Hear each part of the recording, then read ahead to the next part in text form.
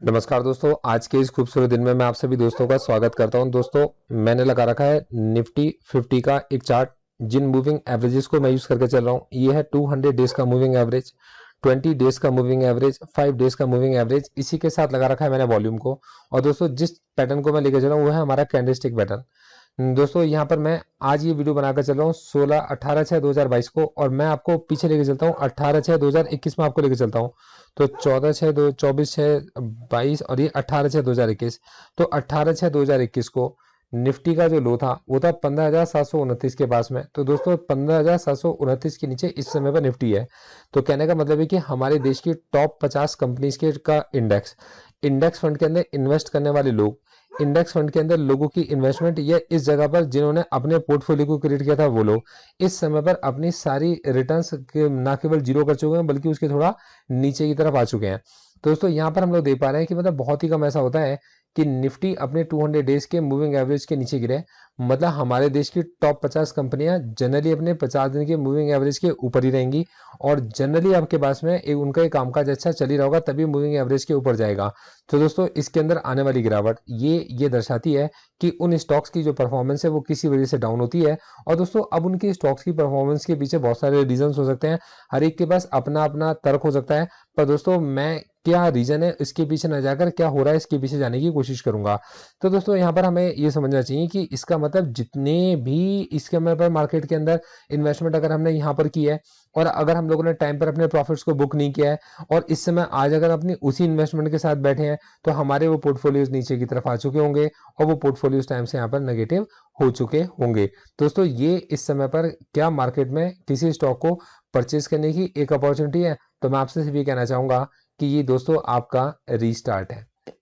मतलब ये सिस्टम क्या होगा, यहाँ से आपका रिबूट हो गया है, यहाँ से सिस्टम आपका रीस्टार्ट होता है। मैं फिर आपसे कहूंगा, मेरी कोई रिकमेंडेशन आपको नहीं है, लेकिन यहाँ से या तो हम एक ऐसी जगह पर हैं जो कि जीरो है, और जीरो से नीचे अभी इस समय नेगेटिव है। तो जब तक हम लोग इस जीरो को क्रॉस नहीं कर जाते तब तक हमारे को मार्केट के लिए पॉजिटिव सोचने से मतलब कोई फायदा नहीं मिलना।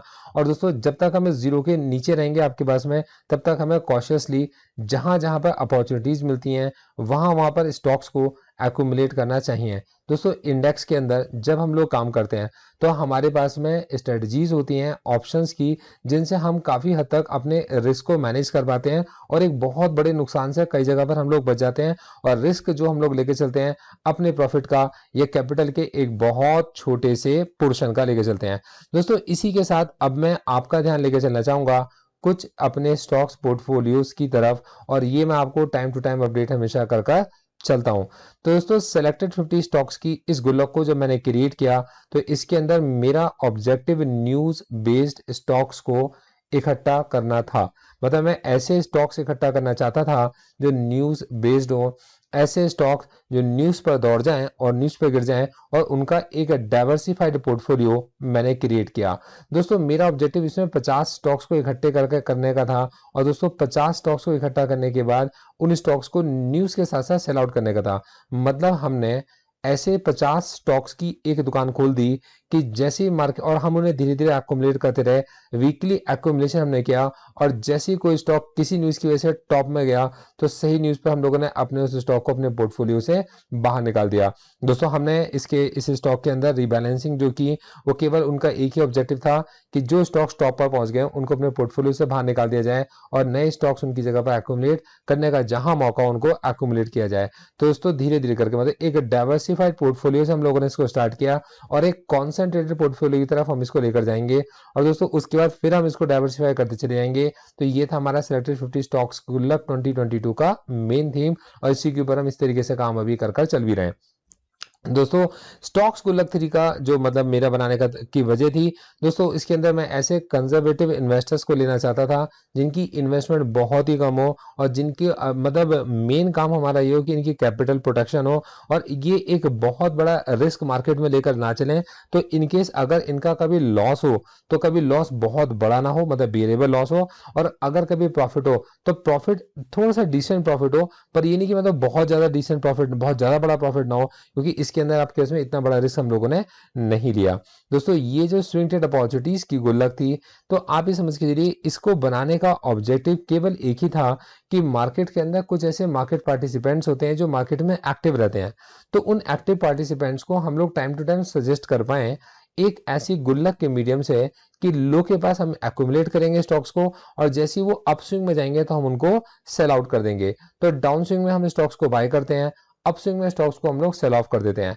दोस्तों penny stock, mid cap stock, large cap stock की जो हमारी गुल्लक है, इसके अंदर मेरा ऑब्जेक्टिव सिर्फ इतना रहा है कि मतलब कि कुछ लोग ऐसे होते हैं जो कुछ पेनी स्टॉक्स भी इकट्ठा करना चाहते हैं, कुछ मिड कैप स्टॉक भी इकट्ठा करना चाहते हैं, और कुछ लार्ज कैप स्टॉक भी इकट्ठा करना चाहते हैं। दोस्तों एक बड़ी इन्वेस्टमेंट नहीं रहती, तो हमने जब इसको स्टार्ट किया तो हमने एक पेनी स्टॉक डाला, एक मिड कैप स्टॉक डाला और एक लार्ज कैप स्टॉक डाला। मतलब बहुत छोटी क्वांटिटी से हम लोगों ने स्टार्ट किया और धीरे धीरे करके हम इसको डाइवर्सिफाई करते चले गए। इन द सेम वे जैसे जैसे उनकी रिटर्न आती जाएगी तो स्टॉक्स को हम लोग हटाते जाएंगे और वापस हम इसे कॉन्सेंट्रेट करते चले जाएंगे। ये मेरे पोर्टफोलियोज का मतलब गुल्लक का मेन ऑब्जेक्टिव रहा भी था। दोस्तों जो रिटर्न्स आप यहाँ पर देखते हो सिस्टम जनरेटेड रिटर्न्स हैं, इनके अंदर इतनी सी भी चेंजेस मैं मेरी मर्जी से करना चाहूँ तो नहीं कर सकता। मैं नेगेटिव को नेगेटिव और नेगेटिव या नेगेटिव को पॉजिटिव नहीं बना सकता। ये जब भी कभी हम लोगों ने अपने पोर्टफोलियो के अंदर किसी स्टॉक को ऐड किया होगा, सिस्टम उसको उसी रेट पर उठा लेता है, और जब कभी हमने उसको स्क्वायर ऑफ किया होता तो हमारे पोर्टफोलियो में उसी रेट पर उसको स्क्वायर ऑफ कर देता है, और ये कैलकुलेट करता है ऑन एन एवरेज कि हमारी किस तरीके की रिटर्न्स मतलब और डायनामिक बेसिस पर चल रही हैं। तो ये टाइम टू टाइम चेंज होती रहती हैं। दोस्तों फिर आपसे कहना चाहूंगा, मैं एक रिसर्च एनालिस्ट हूँ। मेरा काम है मार्केट के अंदर अपॉर्चुनिटीज को ढूंढकर अपने क्लाइंट्स के साथ शेयर करना। इन्वेस्टमेंट एडवाइजर का काम होता है क्लाइंट की रिस्क प्रोफाइलिंग को रीड कर उनको बताना कि इस तरीके की इन्वेस्टमेंट उनके लिए सही है या गलत है। तो इसका डिसीजन आपके इन्वेस्टमेंट एडवाइजर्स कर सकते हैं। पास्ट की किसी भी रिटर्न को अगर पीछे जाकर ठीक किया जा सकता होता तो मैं दोस्तों पास्ट में जाता और सारे अच्छे स्टॉक्स को पिक करता। दोस्तों पास्ट की रिटर्न कभी भी इस बात की गारंटी नहीं है कि फ्यूचर के अंदर भी उसी तरीके की रिटर्न निकल कर आएगी, लेकिन थोड़ा इससे बस सिर्फ ये अंदाजा लगाया जा सकता है कि किसी इंसान के काम करने का तरीका कैसा है। थैंक यू सो मच इस वीडियो को देखने के लिए। अपने दोस्तों के साथ अगर आप इसको शेयर करते हैं तो मैं तहे दिल से आपका शुक्रगुजार रहूंगा, और मैं उन सभी दोस्तों का प्यार से अभिनंदन करता हूं जो आते इस वीडियो को लाइक कर देते हैं। इसको मैंने देखा है और मेरे उन सभी दोस्तों का, उनमें से एक दोस्त मेरे बहुत ही खास बन गए हैं जो आपके पास में आती वीडियो में सबसे पहला अपना कमेंट जरूर करके जाते हैं। Thank you so much, all the best.